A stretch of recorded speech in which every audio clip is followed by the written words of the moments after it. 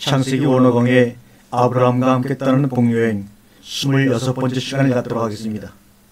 오늘은 창세기 25장의 말씀을 기본으로 해서 여러분과 함께 주시는 은혜의 말씀을 나누도록 하겠습니다. 창세기 25장 10절부터 11절까지의 이런 말씀이 있습니다. 이것은 아브라함이 헷족속에게서 산 밭이라. 아브라함과 그 아내 사라가 거기에 장사되니라. 아브라함이 죽은 후에 하나님이 그 아들 이삭에게 복을 주셨고 이삭은 부엘 라헬로이 근처에 거하였더라. 여기서 아브라함의 하나님이 이삭의 하나님으로 넘어가는 과정이 기록되어 있습니다. 그런데 그 앞에 부분을 보면 창세기 25장 11절 이하에서 아브라함이 후처를 취한 말기 생활을 이야기하고 있습니다. 그러면 봅시다. 24장에서는 이삭의 아내 리브가를 얻었고 아브라함은 호랍이었습니다. 그런데 그 호랍이었던 아브라함이 후처를 취해서 자식을 낳은 것입니다. 여기서 미디안이 나옵니다. 이 미디안이 어디로 이어지느냐 하면 모세 시대로 이어집니다. 모세의 아내가 미디안 제사장의 딸 십보라입니다. 이렇게 역사에는 마운드리가 있는 겁니다. 맥이 있고 끈이 있습니다. 그래서 가문을 보라는 겁니다. 그 흐름이라는 것은 막을 수가 없는 것입니다. 태교라고 하는 것은 어린 아이들의 생각을 잡을 때가 2살 때까지인데 뱃속에서 1년 하고 나와서 1년이랍니다. 이때 엄마들이 제일 잘해야 하는 기간입니다. 뱃속에서는 어머니의 것을 받고 나와서는 세상 것을 받습니다. 그런데 5절 말씀을 보면 아브라함이 이삭에게 자기 모든 소유를 주었고 자기 서자들에게도 재물을 주어 자기 생전에 그들로 자기 아들 이삭을 떠나 동방 곧 동국으로 가게 하였더라. 이렇게 기록하고 있습니다.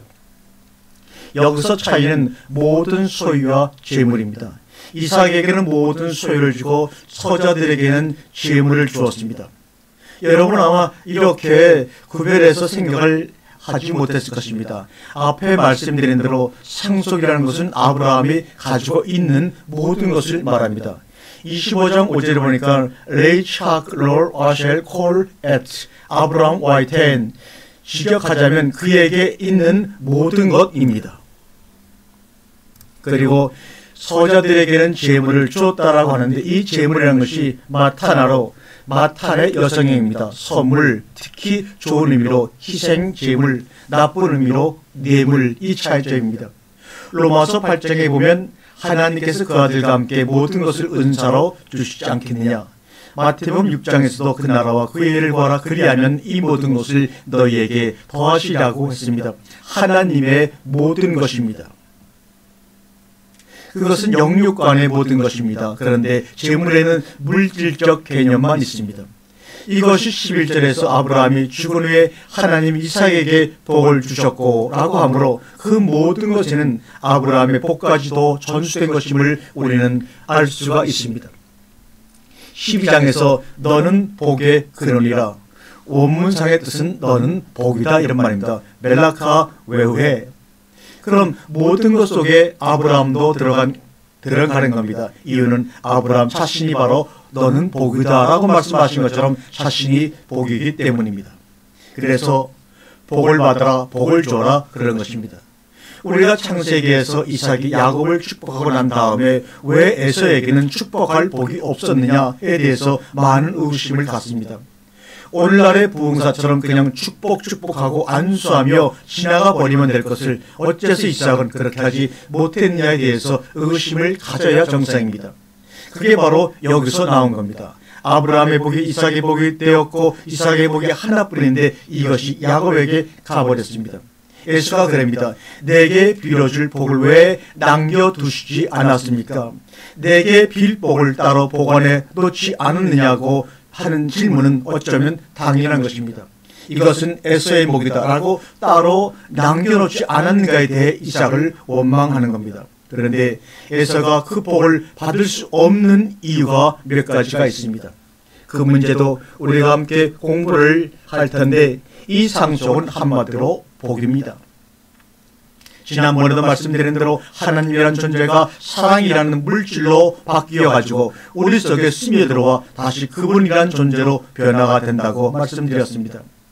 창세기적으로 말하자면 하나님이란 존재가 복이란 물질로 스며들어와 가지고 아브라함, 이사, 야곱, 요셉 속에서 다시 존재화되는 것입니다. 그게 바로 믿음입니다. 창세기에서 철저하게 배워야 할 것이 우리가 아브라함에서 이삭으로 인수인계되어지는 가정인데, 복이라는 것은 내 복만으로는 나의 복이 될 수 없다는 사실입니다. 나 혼자 잘 먹고 잘 살고 편하다고 해서 복이 아니라는 것입니다. 복은 확산되어지고 전수되어져야 된다는 것이며, 그럴 때 나도 복받은 사람이 되는 것입니다. 그러려면 나는 복을 받아야 되고 복을 가지고 있는 사람이 되어야 합니다. 그리고 그 복을 나누어 줘야 되고 전수해 줘야 합니다. 그래서 확산을 시켜야 합니다. 창세기를 잘 연구해 보면 그 복의 줄기가 어떤 라인을 타고 내려가고 있다는 것입니다. 역대상 5장 2절에 유다는 형제보다 뛰어나고 주권자가 유다로 말미암아 났을지라도 장자의 명분은 요셉에게 있으리라. 분명히 주권자는 유다라고 했고 장자의 명분은 요셉에게 있다고 했습니다. 루벤이 떨어져 나가고 유대와 요셉인데, 그래서 장자의 명분이 야곱에서 유대로 갔느냐 요셉에게로 갔느냐는 겁니다.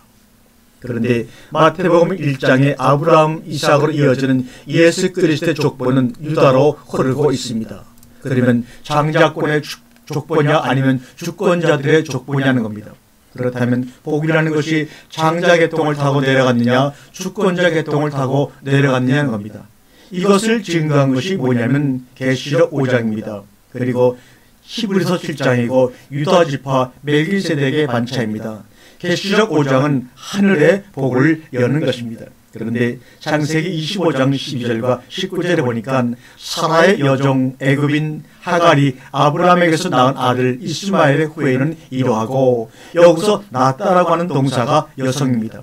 즉 여자가 낳았다는 겁니다. 창세기 4장과 5장의 차이점입니다. 그런데 19절에서는 아브라함의 아들 이삭의 후에는 이러하니라, 아브라함이 이삭을 낳았고, 여기서 낳았고는 남성입니다. 아니 바로 12절에서는 낳았고를 여성형으로 말하더니 여기서는 남성형입니다. 여자의 후손으로 후손 이스마엘, 남자가 낳은 아들 이삭으로 여기서 갈라지는 겁니다. 그런데 지금 12절의 이스마엘의 후에는 이스마엘이 낳은 아들들의 이름이 쭉 나오죠. 그리고 19절 이하에서도 이삭의 후예가 나오는데 12절 이하에서는 이스마엘의 아들들이 누구냐 하는 것에 대해서 쭉 나옵니다. 여자의 후손은 그냥 낳고로 지나갑니다. 그런데 19절 이하에서 21절을 우리가 보게 되면 이삭이 그 아내가 잉태하지 못함으로 그를 위하여 여호와께 간구하며 여호와께서 그 간구를 들으셨으므로 그 아내 리브가가 잉태하였더니 하나님의 개입이 있다는 겁니다. 바로 이것이 차이점입니다. 개입이 무엇이냐? 23절 이하의 말씀입니다. 태중에 있고 나뉘고 강하겠고 섬기리라입니다. 하나님의 작정이 있다는 것입니다. 이때부터는 하나님께서 구체적으로 당신의 작정하신 것을 섭리하시는 것입니다. 창세기 25장 27절을 보시면 그 아이들이 장성함에서는 익숙한 사냥꾼인 거로 들 사람이 되고 야곱은 조용한 사람인 거로 장막에 거하니, 이렇게 말씀하고 있습니다. 둘이 있었는데 이때부터 나뉘입니다. 들과 장막이라는 말입니다. 들은 개념적으로 세상을 말합니다. 장막은 거처를 말합니다. 그리고 28절을 한번 보시기를 바랍니다. 이삭은 에서의 사냥한 고기를 좋아하므로 그를 사랑하고 리브가는 야곱을 사랑하였더라. 이삭이 에서를 좋아하는 것이 아니라 에서가 사냥한 고기를 좋아합니다. 그래서 에서를 사랑한 것입니다. 따라서 고기가 없으면 에서도 사랑하지 않은 것입니다. 그러나 리브가는 야곱을 사랑했습니다. 여기서도 사냥한 고기 중 어떤 것과 야곱의 사람의 구별입니다. 자, 아브라함에서 이삭으로는 복이 전수되는 것이 중요합니다. 그래서 이삭의 하나님이 되는 것입니다. 그런데 이삭에서 야곱으로는 분리가 중요합니다. 아브라함에서 이삭으로는 그냥 하나이기 때문에 전수가 됩니다. 이스마엘은 아브라함이라는 아들이 아니니까. 그런데 이삭에서 야곱에서는 두 국민이 내 태중에 있구나, 쌍둥이란 말입니다. 거기서 가르는 것입니다. 28절을 보면 이삭이 축복을 잘못할 가능성이 보이기 시작합니다. 그것을 막고 그것이 옳은 줄기로 흘러가게 하는 역할을 하는 것이 바로 우리가 알고 있는 이삭의 아내 리브가입니다. 이런 역할을 하는 리브가이기 때문에 한 하나님, 한 약속, 복을 믿는 자라야 하는 것입니다. 세상으로 흘러가 버리면 안 됩니다. 사냥한 고기 같은 별미만 좋아하는 그런 쪽으로 복이 흘러가 버리면 안 된다는 것입니다. 이것이 어디서 나온 것인가? 창세기 25장 22절 보면 아이들이 그 태에서 서로 싸우는지라 그가 가로되 이 같으면 내가 어찌할꼬 하고 와서 여호와께 묻자오되 여호와께서 그에게 이르시되 두 국민이 내 태중에 있구나. 두 민족이 내 복중에서부터 나누리라. 이 족속이 저 족속보다 강하겠고 큰 자는 어린 자를 승리리라 하셨더라. 여기서 그는 누구인가? 본문에는 전부 여성형으로 되어 있는데 한글 성경에는 남자처럼 그에게로 번역한 결과 오해를 낳게 될 수도 있었던 것입니다. 그녀에게 그러면 좋았을 것을 우리 성경에는 그의 태 속에서 그가 가로되 그렇게 나오지만 여기 그는 누구입니까? 바로 리브가를 얘기하는 겁니다. 그런데 23절의 말씀에서는 그에게 이르시되 그랬죠. 에덴 동산에서는 아담에게 말씀하신 하나님이 여기서는 리브가에게 말씀하십니다. 리브가는 여기서 하나님이 주신 말씀을 간직하고 있었던 것입니다. 그래서 야곱을 사랑했던 것입니다. 이삭은 그것을 몰랐기 때문에 사냥한 별미를 좋아하는 대로 축복하려는 실수를 범한 것입니다. 여기서 여자의 역할, 어머니의 역할이라는 것이 무엇인가 하는 것입니다. 중요한 것은 아브라함의 복이 이삭에게 왔고 이삭이 그 복을 가지고 있는 것은 틀림없는데 그 복이 그 다음 세대로 전수되는 과정에서는 하나님의 섭리가 또 있는 겁니다. 장자권만은 아니라는 겁니다. 창세기 25장 29절에 이전은 야곱과 에사라고 하는 것 속성적으로 어떤 사람이냐는 것입니다. 다시 말해서 들사람이라는 것과 장막에 거하는 사람이란 사이에 어떤 차이가 있느냐 말입니다. 야곱은 죽을 쓰고 에사는 사냥에 허탕을 쳤습니다. 거기서 야곱은 풍성했고 에사는 굶주렸습니다. 25절 30절에 보니 내가 곤비하니 그 붉은 것을 원문에는 형용사 둘 나옵니다. 하아담. 우리말로 하면 형용사 둘이므로 붉디 붉은 것입니다. 그러니까 팥죽을 써도 아주 진하게 쓴 것입니다. 보기에 먹음직스럽게 맛있게 보였습니다. 자, 에서의 눈에는 붉디 붉은 것밖에 안 보이고 야곱의 눈에는 에서의 장자권이 보입니다. 창세기 25장 32절 1절에 야곱이 가로되 형의 장자의 명분을 오늘 내게 팔라. 여기서 메콜라라고 하는 것이 바로 상속권입니다. 지금 문제는 이삭의 복이 누구에게 가는가 하는 것입니다. 리브가의 믿음을 통해서 야곱에게로 올바로 전해진다는 것이 기록 목적입니다. 하나님의 복이 각자에게 임하고 각자에게 임하는 그 하나님의 복이 어떤 섭리를 통해서 끌어가느냐, 그 복을 믿은 사람들입니다. 실소한 한 하나님, 한 약속, 한 복을 믿은 사람들 말입니다. 이것을 믿고 인정하느냐 이 말입니다. 지금 복싸움을 벌이고 있는 겁니다. 아예 이스마엘은 이삭에게 그럴 대상도 못됩니다. 그러나 에서와 야곱은 다릅니다. 그래서 이삭과 이스마엘의 관계와 에서와 야곱의 관계는 아주 대조적입니다. 창세기 25장 30절에 에서가 가로되 내가 죽게 되었으니 이 장자의 명분이 내게 무엇이 유익하리요. 장자의 명분을 죽음과 바꿔버리고 지금 있습니다. 창세기 15장 33절에 야곱이 가로되 오늘 내게 맹세하라. 에서가 맹세하고 장자의 명분을 야곱에게 판지라. 야곱이 떡과 떡죽을 에서에게 주매 에서가 먹으며 마시고 일어나서 갔으니 에서가 장자의 명분을 경홀히 여기었다. 팔고 먹으며 마시고 일어나서 갔다. 아주 단순한 행동한 이것이 에서가 장자의 명분을 경홀히 여긴 것입니다. 헌맹세를 한 것입니다. 상속권입니다. 상속권이란 자기가 가지고 있는 것을 남에게도 줄 수 있는 것이 상속권입니다. 복이라는 것은 가지고도 있어야 하지만 줄 수도 있어야 합니다. 축복하면 실제적으로 축복이 되어야 합니다. 그것이 바로 베콜라 바로 상속권입니다. 그래서 에서는 결국 받지도 못할 뿐만 아니라 주지도 못하는 것입니다. 축복권이 없습니다. 왜 이렇게 되었느냐? 창세기 15장 25절에 먼저 나온 자는 붉은 전신이 갑옷 같아서 이름을 에서라 하였고 후에 나온 아우는 손으로 에서의 발꿈치를 잡았으므로 그 이름을 야곱이라 하였으리라. 리브가가 그들을 낳을 때 이삭이 60세였더라. 이렇게 성경은 기록을 하고 있습니다. 땅이 붉죠. 땅에 속한 에서 붉습니다. 그 붉은 에서가 붉은 팥죽을 좋아합니다. 이 세 가지는 곧 육적인 것이랍니다. 천성이고 세상적인 것이란 말입니다. 야곱은 쟁취하는 자요 뱃속에서 이루지 못한 꿈을 밖으로 나와서 이룬 것도 이룬 것입니다.